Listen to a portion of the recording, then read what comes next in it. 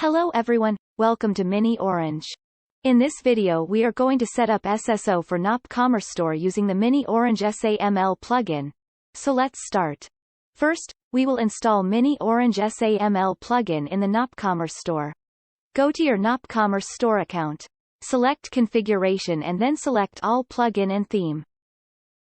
Here search for miniOrange SAML plugin in the search box and click on Download, to download the miniOrange SAML plugin zip file. To install the plugin, go to NopCommerce Admin Dashboard, and search for local plugins. Here, click on Upload Plugin and Theme button.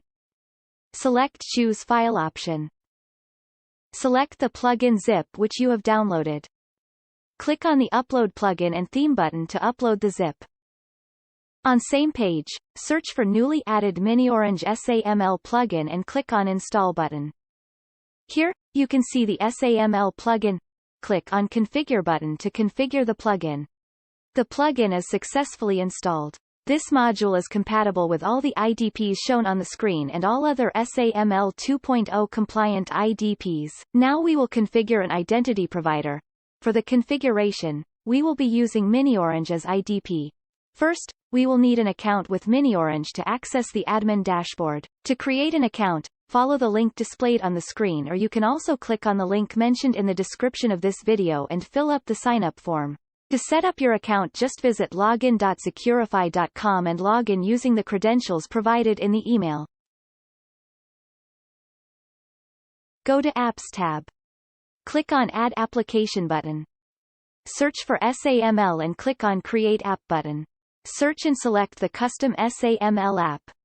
Here, you need to fill up the SP entity ID and ACS URL which you will get from the SP metadata. For SP metadata, go to miniOrange SAML plugin in the NopCommerce Store. Click on Service Provider Metadata tab. Here are three options to provide the SP metadata to the IDP: the metadata URL, metadata XML file, and manually copying the metadata fields from the plugin to the IDP configuration page of your app. In this video, we will use the metadata XML file.